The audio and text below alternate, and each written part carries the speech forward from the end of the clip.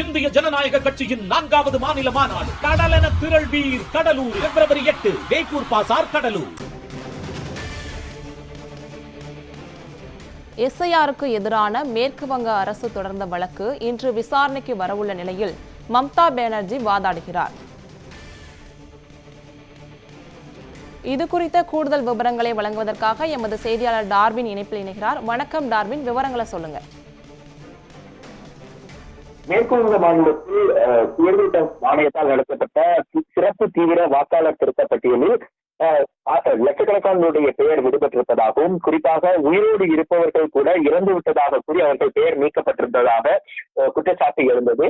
இதனையடுத்து மேற்குவங்க அரசை பொறுத்த வரைக்கும் இந்த எஸ்ஐஆர் நடவடிக்கையை நிராகரிக்க வேண்டும். ஏற்கனவே அந்த வாக்காளர் பட்டியலில் பெயர் சேர்க்கப்படாதவர்களுடைய பெயர் அனைத்தையும் சேர்க்கப்பட வேண்டும் என்ற ஒரு மனுவை உச்சநீதிமன்றத்தில் தாக்கல் செய்திருந்தால், குறிப்பாக பார்த்தோம் என்றால் இந்த எஸ்ஐஆர் விவகாரத்தை பொறுத்த வரைக்கும் பார்த்தோம்னால் திரிணாமுல் காங்கிரசினுடைய தொண்டர்கள் மற்றும் அவர்களை குறிவைத்து மட்டும்தான் இந்த நடவடிக்கை என்பது மேற்கொள்ளப்பட்டிருக்கிறது.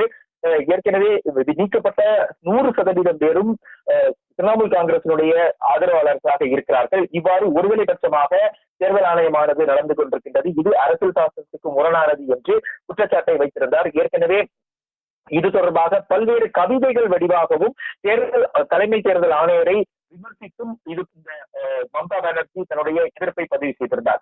இந்நிலையில்தான் உச்சநீதிமன்றத்தில் மேற்குவங்க அரசால் தாக்கல் செய்யப்பட்ட அந்த வழக்கில் நேரடியாக ஆஜராவதற்கு ஏற்கனவே பார்ட்டியின் பர்சனாக ஆஜராவதற்கான அனுமதியை கோரியிருந்தார் மம்தா பானர்ஜி. அதன் அடிப்படையில் அதற்கான அனுமதி என்பது வழங்கப்பட்ட நிலையில் இன்று உச்சநீதிமன்றத்தினுடைய தலைமை நீதிபதி சூரியகாந்த் தலைமையிலான அமர்வில் எஸ்ஐஆர் தொடர்பான வழக்கு விசாரணைக்கு வர இருக்கிறது.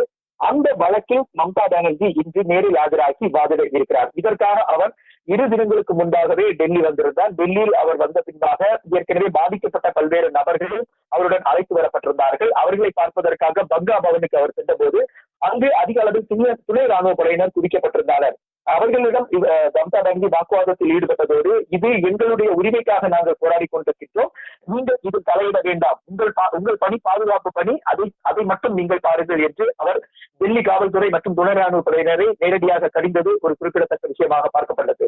இதனையடுத்துதான் அவர் மம்தா பானர்ஜியை பொறுத்தவரைக்கும் Z+ செக்யூரிட்டி பாதுகாப்பில் இருப்பதன் காரணமாக அவர் இந்த உச்சநீதிமன்றத்திற்கு வர இருக்கிறார்.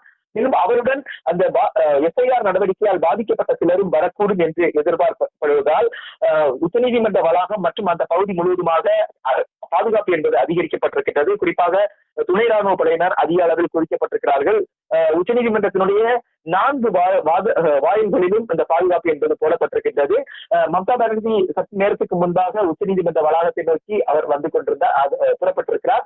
இன்னும் சற்று நேரத்தில் அவர் அங்கு வந்த பின்பாக அவர் உள்ளே சென்று உச்சநீதிமன்றத்தினுடைய அந்த விசாரணை நடவடிக்கையில் கலந்து கொள்ள இருக்கிறார். அதற்காக அவர் தற்போது உச்சநீதிமன்றத்தை வந்தடைந்து விட்டார். இன்னும் சற்று நேரத்தில் வழக்கு தொடங்கும் போது அவர் நேரடியாக தன்னுடைய வாதங்களை தலைமை நீதிபதி முன்பாக வைக்க இருக்கிறார். இது ஒரு மிக சிறப்பு வாய்ந்த தருணமாகவும் மற்றும் ஒரு வித்தியாசமான தருணமாகவும் உச்சநீதிமன்றத்தில் பார்க்கப்படுகிறது. ஏனெனில் தற்போது இருக்கக்கூடிய ஒரு முதல்வர் நேரடியாக ஒரு வழக்குக்காக வந்து வாதிடுவது என்பது குறிப்பிடத்தக்க விஷயமாக பார்க்கப்படுகிறது. எஸ்ஐஆர் தொடர்பான வழக்கில் உச்சநீதிமன்றத்தில் நேரில் சென்று வாதாடுகிறார் மம்தா பானர்ஜி. இது குறித்த விவரங்களை வழங்கியமைக்கு நன்றி டார்வின்.